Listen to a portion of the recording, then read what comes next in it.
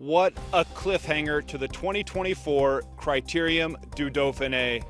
Yes, Primoz Roglic, the Slovenian, winner of the last two stages, still remains on top. Winner of the Critérium du Dauphiné in the yellow jersey, but just a true cliffhanger because his 1 minute, 2 second gap fell to 8 seconds. And in the final moments, it looked like he would crack completely.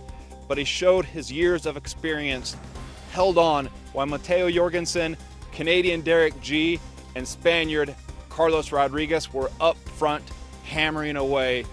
It was Carlos Rodriguez, Team Ineos Grenadiers, who got the stage win. American rider from Idaho, Matteo Jorgenson, second place, and that was crucial because 10, 6, and 4 bonus seconds. He picked up 6 seconds with that, and the gap back to Primoz Roglic. He finished 8 seconds off. 8 seconds off of first place, second overall for American Matteo Jorgenson, third overall for Canadian Derek G. They came close to toppling one of the GC greats in cycling today, but the GC great, Primoz Roglic, showed why he is a great. Over all the years, picking up the Vuelta a España wins, the Giro d'Italia win, and wins across 1 week stage races throughout the globe. Today, picking up the Critérium du Dauphiné for a second time in his career, but just. And after 2 stage wins, showing he's on form, showing he's fitting in with the new team, and the team's gelling, Team Bora Hansgrohe heading towards the Tour de France. Well, today, even though he held on to the lead, the overall, there is some doubt, some question marks 20 days out from the 2024 Tour de France. But let's turn our attention to how the stage unraveled, because we had 160 kilometers, 1 Cat 1 climb, a Cat 3 climb, and 2 Cat 1 climbs to finish it off. The final Cat 1 climb, well, it was up here, the Plateau de Glières, a 9-kilometer climb, and that's when all the action unfolded. But if we turn it back to the previous climb, that's when indicators started to show that perhaps we would see a weakening Primoz Roglic. Matteo Jorgenson, who was happy with his ride, exhausted when I saw him there on the finish line, filmed him rolling right up and then setting down on the ground. He gave it his all, but couldn't crack Primoz. The plan was hatched on the penultimate climb because Tish Benoot, experienced teammate, also former teammate of Primoz Roglic, when Roglic raced on Team Jumbo-Visma, said, I see something going on with Primoz. Maybe he's not on the best day, despite having the 2 stage wins in the last couple days and the yellow jersey on top. Matteo took note. Matteo experienced. Remember, earlier this year, he pulled off his biggest win to date, the overall in the Paris-Nice stage race. So he was on guard, despite having no teammates. His last teammate, Bart Lehman, who was dropped back from the original escape.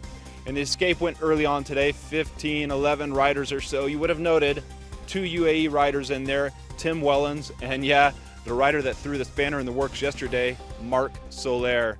Also, U.S. national champion Sean Quinn has been riding so well. And the Frenchman from Team Cofidis, Guillaume Martin, take note, because those 2 riders, the final 2 riders I mentioned, Sean Quinn and Martin, well, they would survive the longest.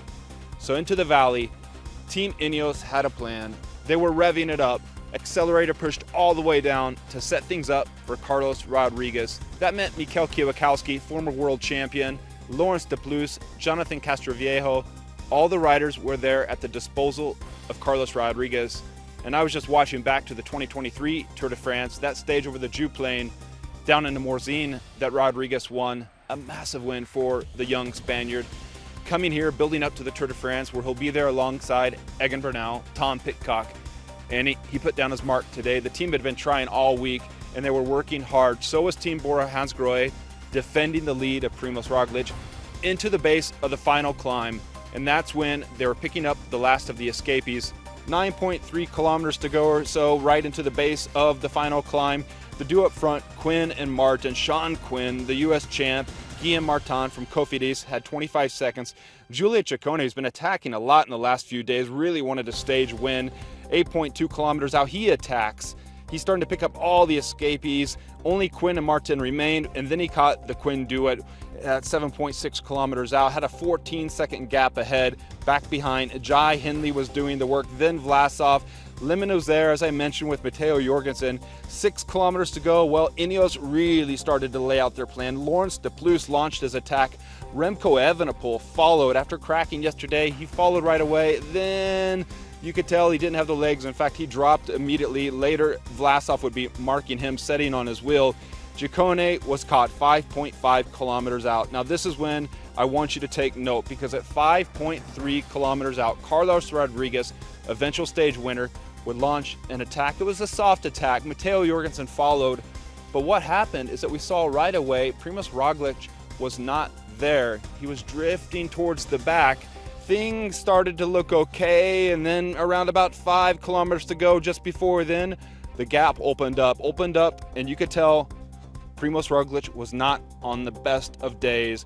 Matteo, Derek G, Carlos Rodriguez, Laurens de Plus, Buitrago, those 5 would ride away. Then it was just Matteo Jorgenson, Derek G, Rodriguez, the trio riding free, working well together. Matteo Jorgenson encouraging Derek G to go, go, go. Then at one point, Matteo Jorgenson says to Derek G, I don't have the legs. Derek was at the front hammering down. Perhaps he shouldn't have. But then we love seeing the Canadian up at front. Team Israel Premier Tech rider, just all out. Already has a stage win in this Critérium du Dauphiné. There for 3rd place. Matteo Jorgenson watching, perhaps more experienced than Derek G. Derek G paid for that and started to drift back. Matteo Jorgenson afterwards said he was worried about Derek G because just a few seconds split those 2 riders at one point. And so he was worried that if he did too much, perhaps he would crack and lose his 2nd place overall to Derek G. But then he was also concerned and hoping to finally put the nail in the coffin of Primoz Roglic and move up to 1st overall. And we were all watching the time gaps on the screen, all watching just how experienced Primoz Roglic is at managing this sort of situation. Roglic was at 30 seconds with 2.5 kilometers to go. At 1 kilometer go, it was touch and go. Over the finish line, well, it was Carlos Rodriguez who got the sprint, just as yesterday Primoz Roglic had got the sprint over American Matteo Jorgenson. Well, we are in the Alps and fans are all around here. Beautiful scenery through this valley here. But the boys up front, the duo, didn't have time to concentrate on that. Matteo Jorgenson, as I mentioned before, quickly dropped to the ground to catch his breath. Carlos Rodriguez rolled up to him and congratulated him on the work that they did together. Derek G rolled right back behind the podium area over there to catch his breath. And that's where Primoz Roglic rolled in when he came across the finish line.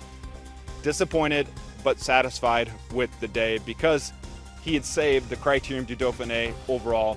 His wife and child were there. They embraced, they kissed. Derek G, well, his fiancée, I don't think she's here anymore, but Ruby would be proud. She saw Derek G racing to a stage win this week, and she saw Derek G riding so well for Canada, for Israel Premier Tech. And Matteo Jorgenson, not only did he get 2nd overall, come close within 8 seconds of getting Primoz Roglic's overall victory, but he also takes home the white jersey, and he wasn't too disappointed when we spoke with him there in the mix zone afterwards. And he shouldn't have been, because he was able to distance Derek G, conserve his 2nd spot overall, 15 seconds back to Derek G, but more importantly, 48 seconds he put in to the Slovenian Primoz Roglic, 2nd overall in the Tour de France back in 2020 when he slipped away from 1st place on the penultimate day. A true fighter, a true warrior in cycling, and building up towards the Tour de France, still saved the overall by 8 seconds over Jorgenson. Derek G, 36 seconds in the overall. Carlos Rodriguez, 1 minute back. He overcame Alexander Vlasov, to move up 1 spot and pick up 4th place overall. But it wasn't so much that. It was the stage win for Carlos Rodriguez. You remember him last year. He got that Morzine win, and here he shows he's ready for the Tour de France.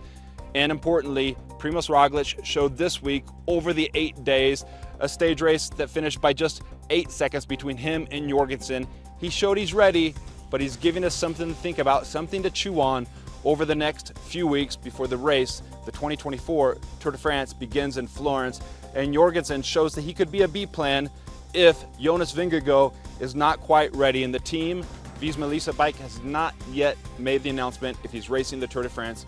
We think he will, but Jorgenson offers another option. Sepp Kuss, I should mention, didn't start today's race.